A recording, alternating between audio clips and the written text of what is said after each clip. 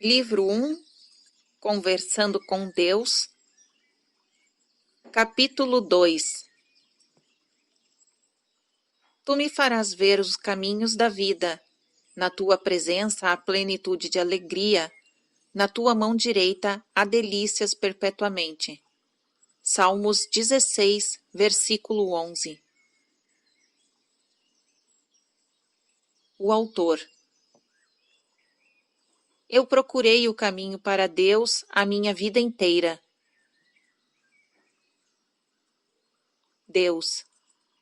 Eu sei disso. O autor. E agora que encontrei, não consigo acreditar. É como se eu tivesse sentado aqui, escrevendo para mim mesmo. Deus. Você está. O autor. Isso não corresponde à minha ideia do que seria uma comunicação com Deus. Deus. Você quer elementos impressivos ou supérfluos? Vou ver o que posso arranjar. O autor. O senhor sabe que algumas pessoas considerarão todo este livro uma blasfêmia, especialmente se continuar a mostrar-se como alguém tão sábio. Deus. Deixe que eu lhe explique algo. Você tem essa ideia de que Deus se mostra de um único modo na vida. Ela é muito perigosa. Impede que você veja Deus ao seu redor. Se você achar que Deus tem apenas uma aparência e se manifesta ou é de um único modo, deixará de ver a mim na noite e no dia. Passará a sua vida inteira procurando por Deus e não a encontrando a aparência. Porque está procurando por Ele. Eu uso isso como exemplo. Foi dito que se você não vê Deus no profano e no sagrado, perde metade da história. Essa é a grande verdade. Deus está na alegria e na tristeza, no doce e no amargo. Há um propósito divino por trás de tudo e, portanto, uma presença divina em tudo. O autor. Certa vez eu comecei a escrever um livro intitulado Deus é um sanduíche de salame. Deus. Esse teria sido um ótimo livro. Fui eu que o inspirei. Por que você não o escreveu? O autor. Porque parecia uma blasfêmia, ou no mínimo, horrivelmente irreverente. Deus. Você quer dizer maravilhosamente irreverente. O que lhe deu a ideia de que Deus é apenas reverente. Deus é um alto e o baixo, o quente e o frio, a esquerda e a direita, o reverente e o irreverente. Você pensa que Deus não consegue rir? Imagina que não gosta de uma boa piada? Acha que não tem senso de humor? Eu lhe digo, Deus inventou o humor. Você tem de falar comigo formalmente?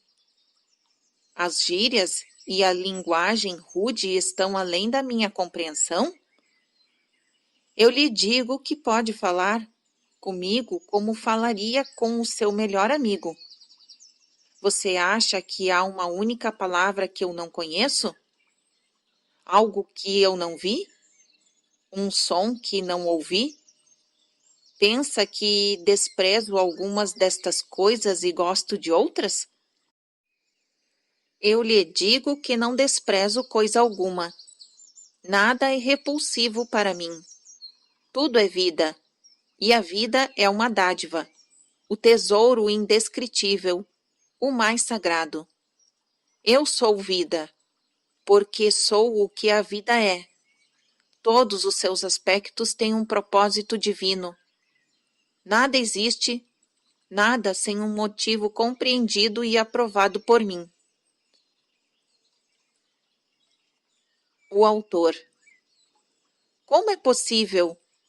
E quanto ao mal que foi criado pelo homem? Deus. Você não pode criar coisa alguma, um pensamento, um objeto, um evento, uma experiência de qualquer tipo que não seja parte do plano divino, porque o meu plano é que você crie tudo o que quiser. Nessa liberdade está a experiência de Deus, ser Deus. E esta é a experiência para a qual eu o criei. É a própria vida. O mal é o que você chama de mal. Contudo, até mesmo isso eu amo, porque é apenas através do que você chama de mal que pode conhecer o bem. Apenas através do que chama de obra do demônio é que pode conhecer e realizar as obras de Deus. Eu não amo o quente mais do que eu amo o frio, o alto mais do que o baixo, a esquerda mais do que a direita. Tudo isto é relativo, parte daquilo é. Eu não amo o bem mais do que o mal. Hitler foi para o céu. Quando compreender isso, compreenderá a Deus. O autor. Mas eu fui criado para acreditar que o bem e o mal realmente existem, que o certo e o errado são opostos, que algumas coisas não são aceitáveis para Deus. Deus. Tudo é aceitável para Deus, pois Deus poderia não aceitar aquilo que é? Rejeitar uma coisa é negar que ela existe.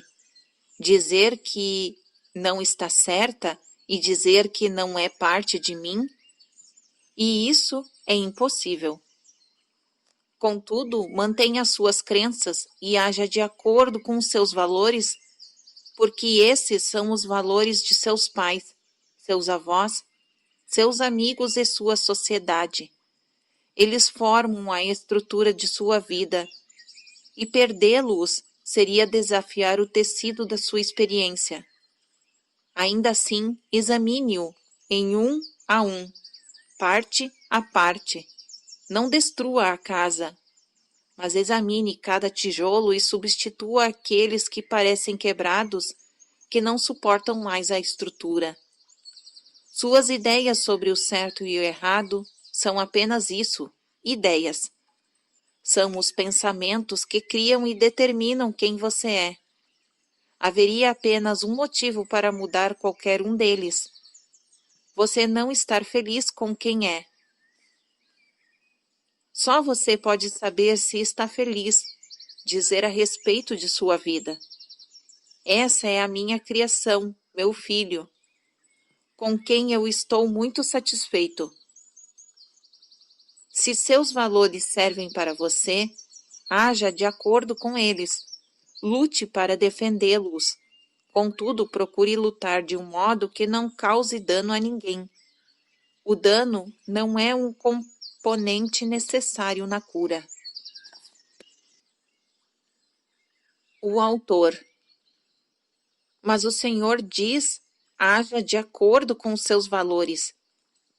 E ao mesmo tempo diz que nossos valores estão todos errados. Ajude-me a entender isso. Deus.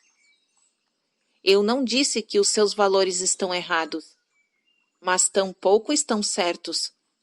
São simplesmente julgamentos, avaliações, decisões que, em sua maioria, não são tomadas por vocês, mas por outras pessoas. Talvez seus pais, sua religião, seus mestres, historiadores e políticos.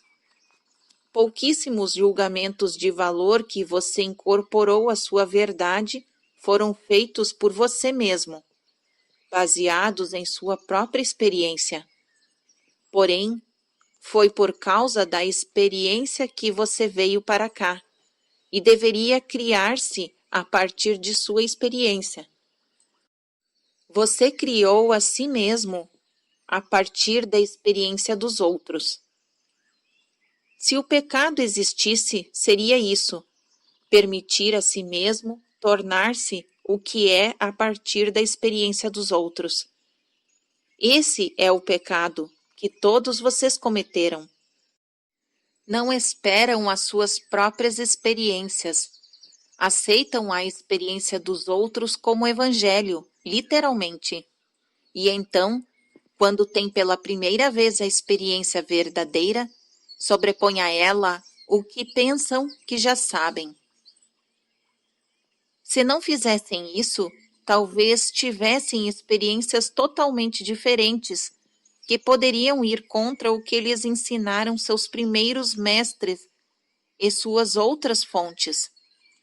Na maioria das vezes, vocês não querem ir contra o que lhes ensinaram seus pais, suas escolas, religiões, tradições e todos os escritos sagrados.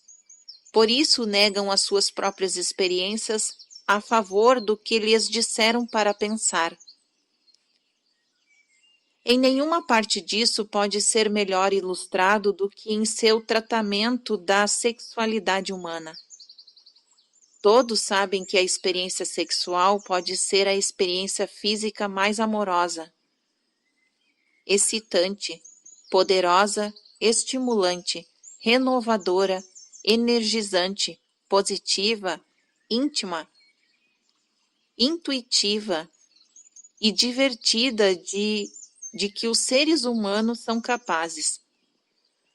Apesar de terem descoberto isso experimentalmente, vocês escolheram aceitar os julgamentos, as opiniões e as ideias anteriores sobre o sexo de outras pessoas, que têm um interesse oculto em como vocês pensam. Esses julgamentos e essas opiniões e ideias contradizem diretamente as suas próprias experiências, mas como vocês relutam em considerar errado o que lhes ensinaram seus mestres, convencem-se de que devem ser as suas experiências que estão erradas. O resultado é que negam a sua própria verdade em relação a esse assunto, com consequências devastadoras. Vocês fizeram o mesmo em relação ao dinheiro. Sempre que tiveram muito dinheiro, sentiram-se bem recebendo-o e gastando-o. Não havia mal nenhum nisso, nada de inerente, errado. Contudo, vocês estavam tão imbuídos dos ensinamentos de outras pessoas a respeito deste assunto que rejeitaram as suas experiências a favor da verdade. Tendo aceitado essa verdade como sua, formaram pensamentos em torno dela que não são criativos. Dessa forma, criaram uma realidade pessoal em torno do dinheiro que o afasta de vocês. Afinal de contas, por que iriam procurar atrair o que não é bom? Surpreendentemente, vocês criaram essa mesma contradição no que se diz respeito a Deus. Tudo o que seus corações experimentam em relação a Deus lhes diz que Ele é bom. Tudo que seus mestres lhes ensinam sobre Deus lhes diz que Ele é mau. Seus corações lhes dizem que Deus deve ser amado sem medo. Seus mestres lhes dizem que ele deve ser temido porque é vingativo. Dizem que você deve viver temendo o castigo divino, tremendo em sua presença. Durante todas as suas vidas, devem temer o julgamento do Senhor, porque o Senhor é justo. e Deus sabe que terão problemas quando enfrentarem a sua terrível justiça. Portanto, vocês devem obedecer às suas ordens, ou então... Em primeiro lugar, vocês não devem fazer perguntas lógicas como: se Deus queria uma obediência cega às suas leis, por que criou a possibilidade dessas leis serem violadas? Ah, todos os seus mestres lhe dizem: porque ele queria que vocês tivessem o livre-arbítrio. No entanto, que tipo de arbítrio é livre quando escolher uma coisa dentre outras leva à condenação? Como o arbítrio é livre quando não é a sua vontade e sim a de outrem que deve ser feita? Aqueles que lhes ensinam isso fazem Deus parecer hipócrita. É dito a vocês que Deus é perdão e compaixão. Contudo, se não pedirem esse perdão do modo certo, se não procurarem Deus adequadamente, suas súplicas não serão atendidas, ouvidas. Isso não seria tão ruim se houvesse apenas um modo adequado, mas há tantos sendo ensinados quanto há mestres para ensiná-los. Por isso, a maioria de vocês passa a maior parte da vida adulta procurando o modo certo de adorar, obedecer e servir a Deus. E sabe qual a ironia de tudo isso? É que eu não quero a sua adoração, não preciso da sua obediência, e não é necessário que sirvam a mim.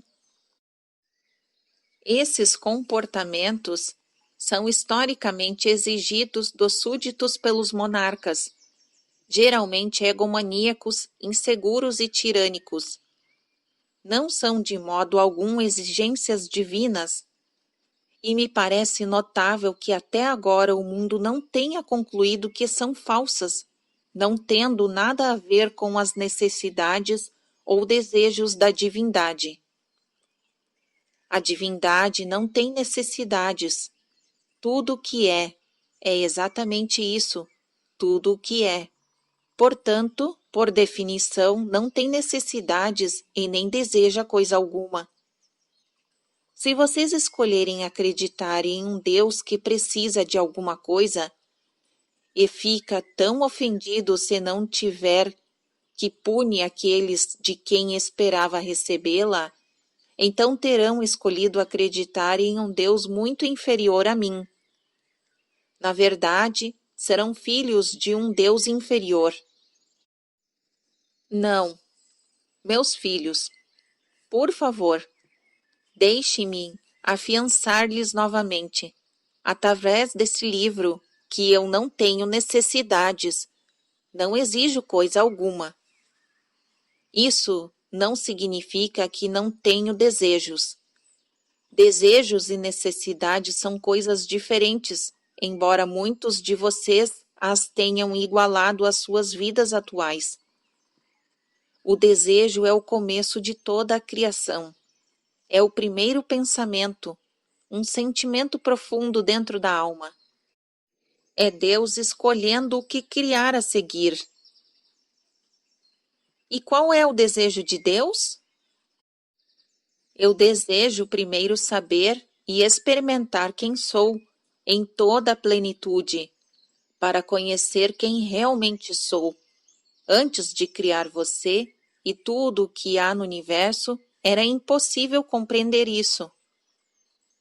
Em segundo, eu desejo que vocês saibam e experimente quem realmente são, através do poder que lhes dei de criar e experimentar a si mesmos, de modo que escolherem.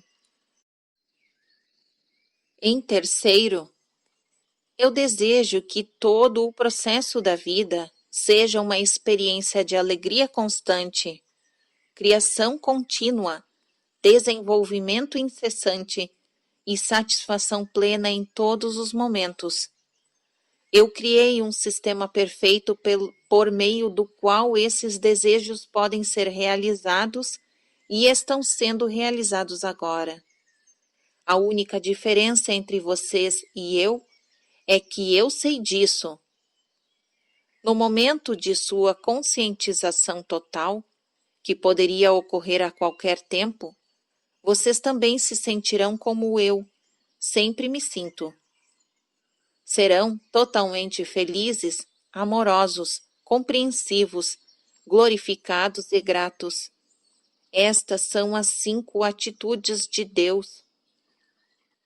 E antes de terminarmos este diálogo, eu lhes mostrarei como colocá-las em prática em suas vidas, que agora podem levá-los e os levarão à santidade. Tudo isso é uma resposta muito longa para uma pergunta muito curta. Sim, haja de acordo com os seus valores, se descobrir por experiência própria que eles lhe servem. Contudo, veja se os valores aos quais você serve, com os seus pensamentos, suas palavras e seus atos, trazem para a sua experiência a ideia melhor e mais elevada que já teve de si mesmo. Examine os seus valores um a um.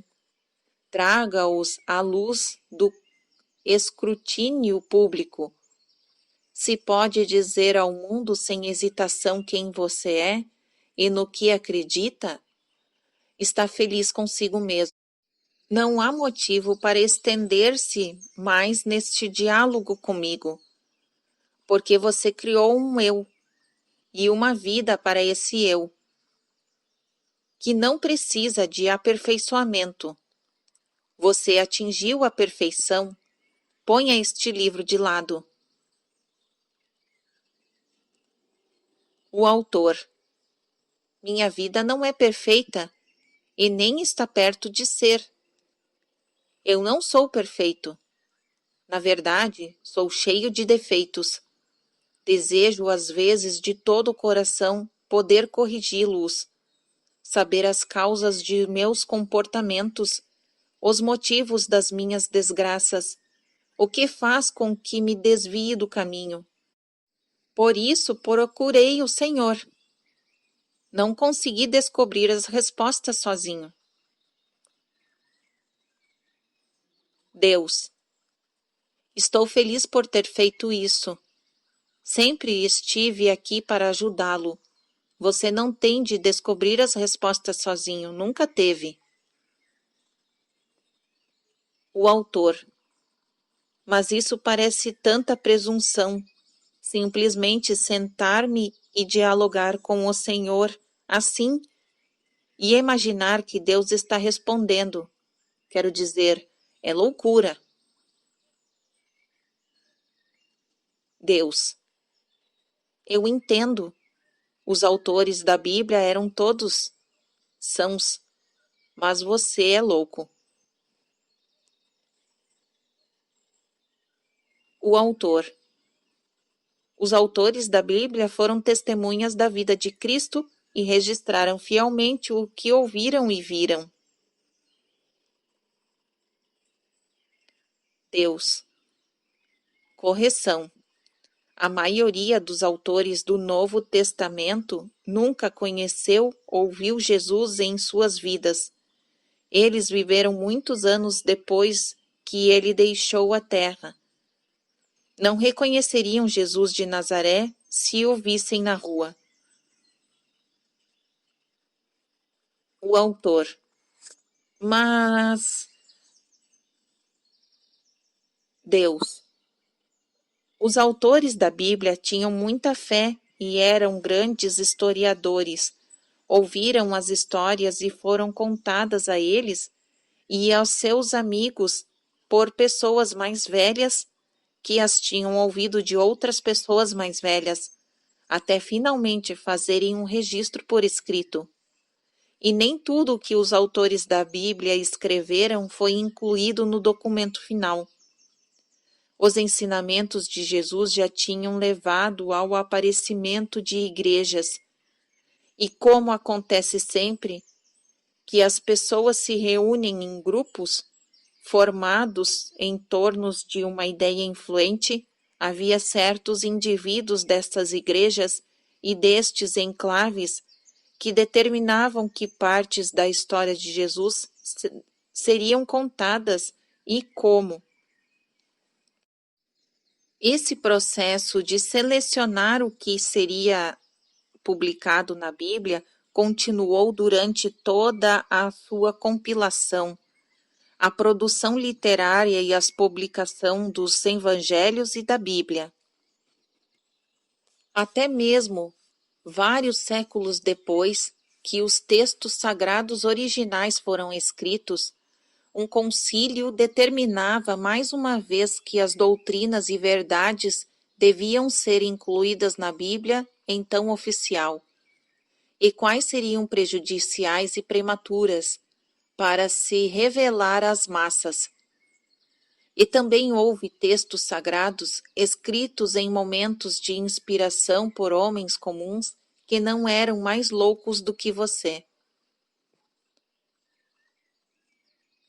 O autor está insinuando que estes escritos poderiam um dia tornar-se sagrados?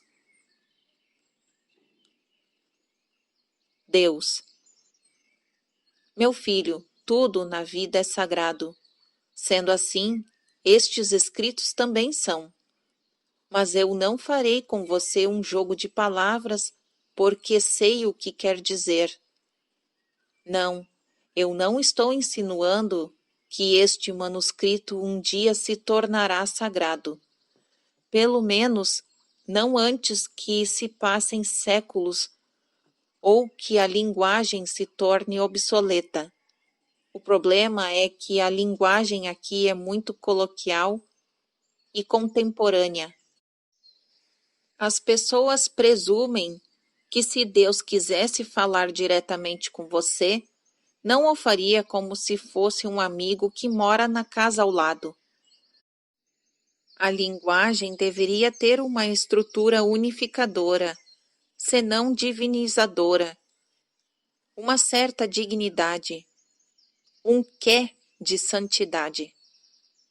Como eu já disse, isso é parte de um problema. As pessoas pensam que Deus só aparece de uma forma. Tudo que não corresponde a esta forma é visto como blasfêmia. O autor. Como eu já disse. Deus. Como você já disse. Mas vamos ao âmago da nossa questão.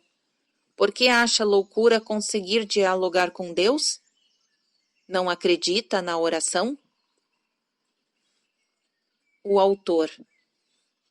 Sim, mas isso é diferente. Para mim, a oração sempre teve um só sentido. Eu peço e Deus permanece imutável. Deus. Deus nunca respondeu a uma oração? O autor. Ah, sim, mas nunca verbalmente.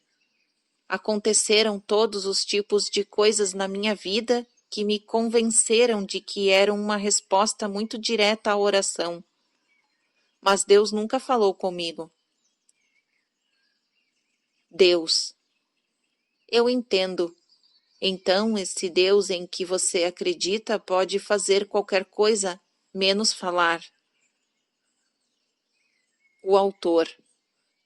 É claro que Deus pode falar se quiser, só não parece provável que ele iria falar ou querer falar comigo.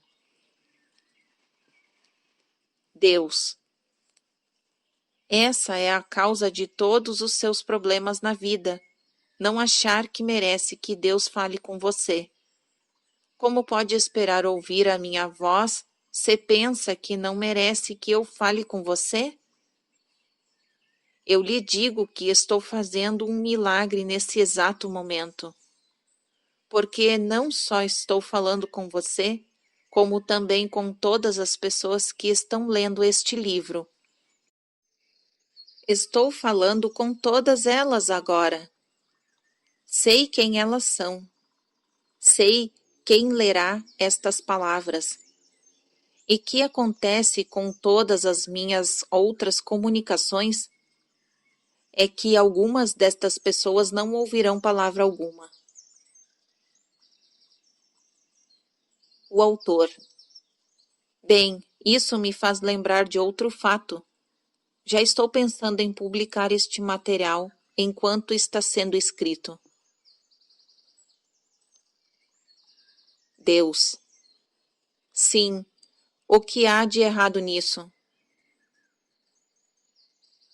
O autor. Não podem dizer que eu estou inventando essa história toda visando lucro? Isso não torna o livro suspeito? Deus. Seu objetivo é escrever algo que o faça ganhar muito dinheiro? O autor. Não, não é por isso que eu comecei este diálogo. Eu o coloquei no papel porque há 30 anos minha mente é atormentada por perguntas que eu desejo desesperadamente que me sejam respondidas. A ideia de transformar tudo isso em um livro veio depois. Deus. Foi minha. O autor. Sua? Deus. Sim. Não acha que eu iria deixá-lo desperdiçar todas estas maravilhosas perguntas e respostas? Acha? O autor. Eu não tinha pensado nisso.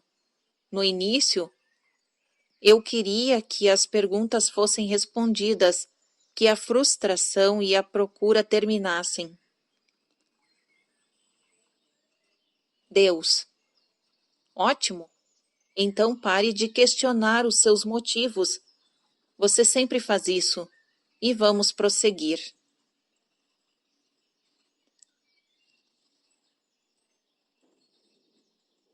Fim do capítulo 2.